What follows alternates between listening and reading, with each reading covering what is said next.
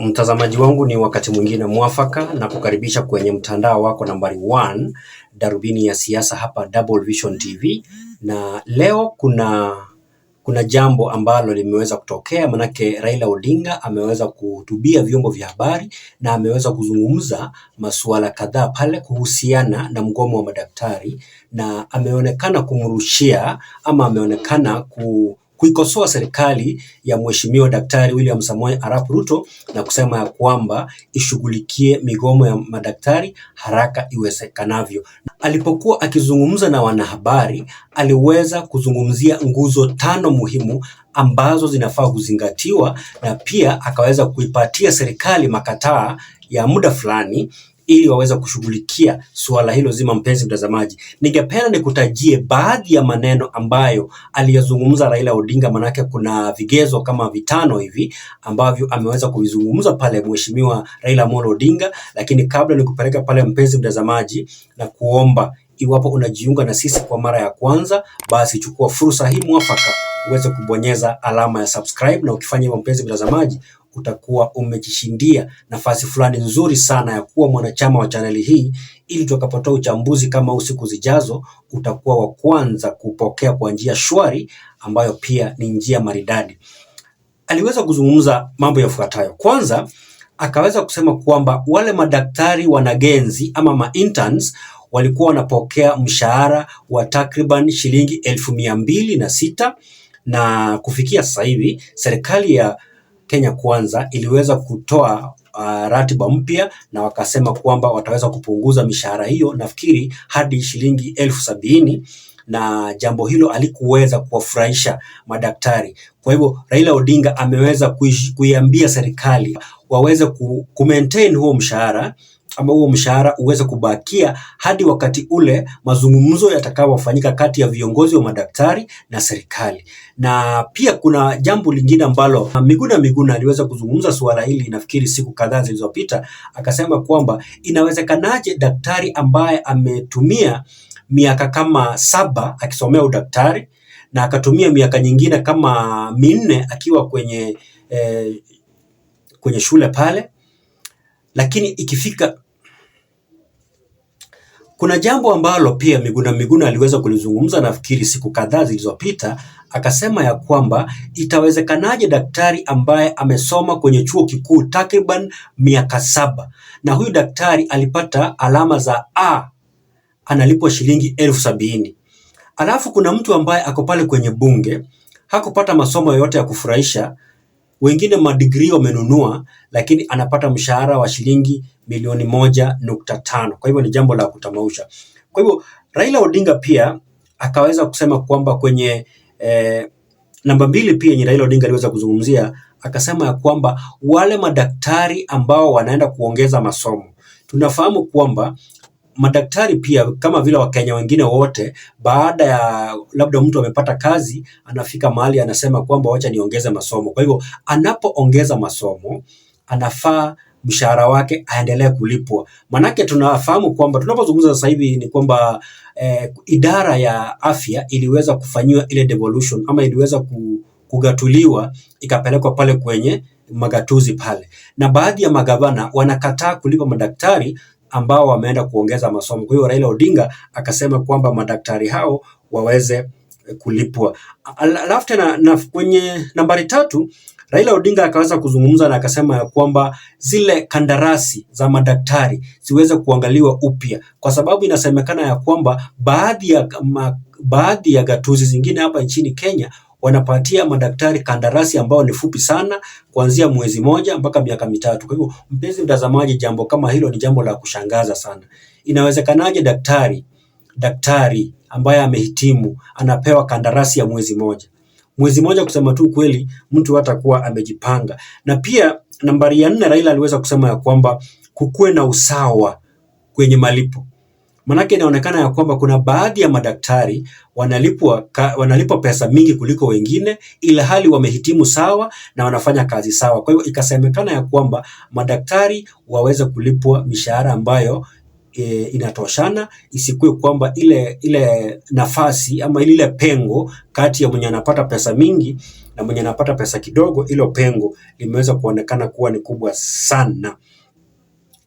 Alafu nambari 5, Raila Odinga aliweza kuzungumzia kuhusiana na kukatiza kandarasi ama termination of contract. Jambo kama hilo liweza kuangaliwa vizuri, kwa sababu inasemekana ya kwamba baadhi ya madaktari kandarasi zao huwa zinakatizwa bila kuzingatia sheria, na mambo kama hayo yanaadhiri sana kazi ama utendakazi wa madaktari. Kwa hivyo Raila Odinga aliweza kuzungumzia mambo hayo matano, na akaweza kusema kwamba serikali ya William Ruto iweze kuangalia suala hilo vizuri na iliweza kulishughulikia ipasavyo. Mpenzi mtazamaji, nataka nikuwekee video hiyo ya Raila Odinga akiwahutubia wanahabari, ili wewe mpenzi mtazamaji uweza kuitazama, na pia na kuomba iwapo unatutazama kwa mara ya kwanza, tafadhali mpenzi mtazamaji bonyeza alama ya subscribe, na kuomba pia mpenzi mtazamaji, iwapo umebonyeza alama ya subscribe, bonyeza pia alama ya kengele, ili utakapotoa uchambuzi kama huu siku zijazo utakuwa wa kwanza kupokea kwa njia ambayo ni maridadi sana. Nashukuru sana mpenzi mtazamaji, na usikose kuniachia comment pale chini. Iwapo uko hapa nchini Kenya, niambie unanitazama ukiwa kwenye gatuzi gani ama kaunti gani, na iwapo uko pale nje ya nchi ya Kenya, niambie unanitazama ukiwa nchi gani, na ikiwezekana niwekee bendera ya nchi yako. Mimi ni Don.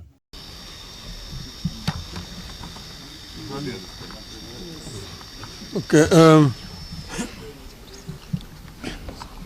ladies and gentlemen of the press, this one is not about the ODM.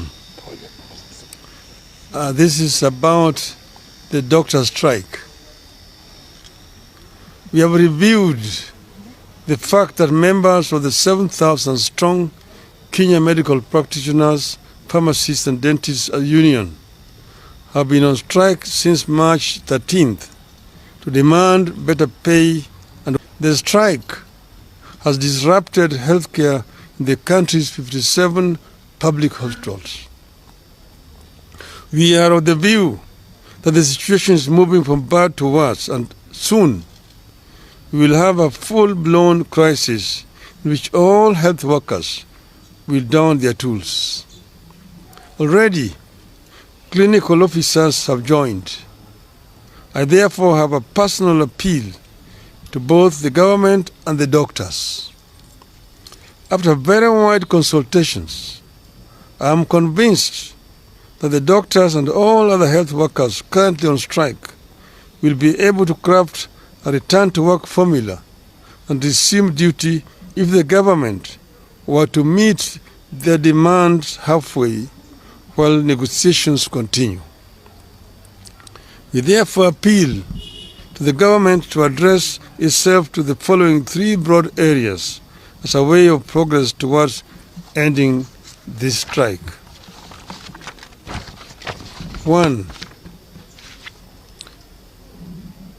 Pay for medical interns. For the last 7 years, interns have been earning 206,000 shillings per month. These are actually the doctors running level 4 and many other public hospitals. There is no way an employer can reduce the salaries of employees midstream. That distorts everything in the life of the employee. I therefore ask the government to reinstate the 206,000 shilling pay for interns until the next CBA negotiation, which is around the corner, kicks in.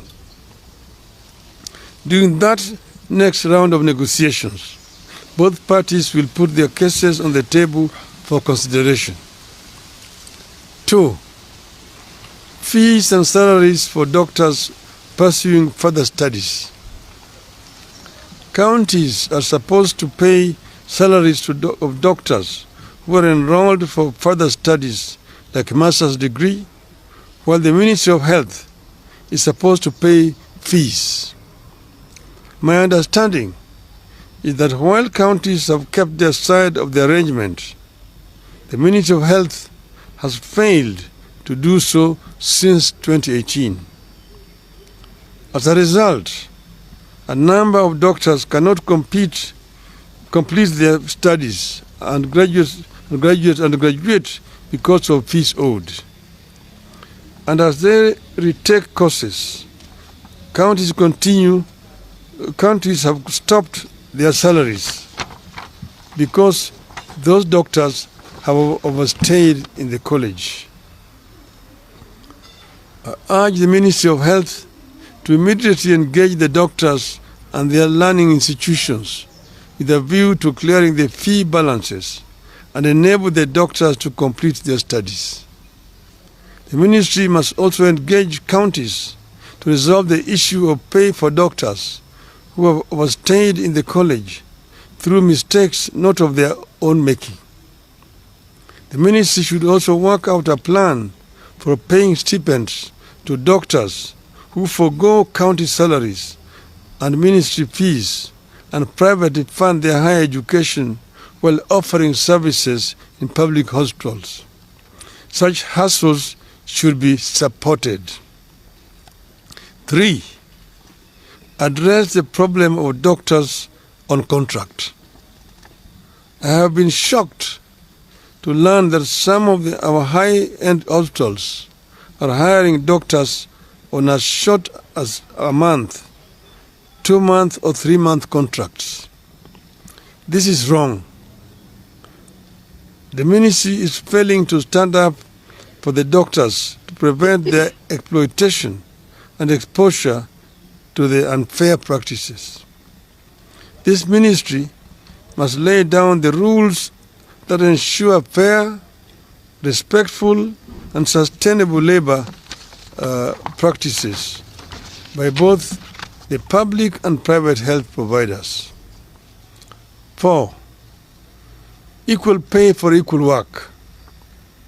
Doctors are complaining about a free-for-all system where some employers have the free hand to decide what to pay.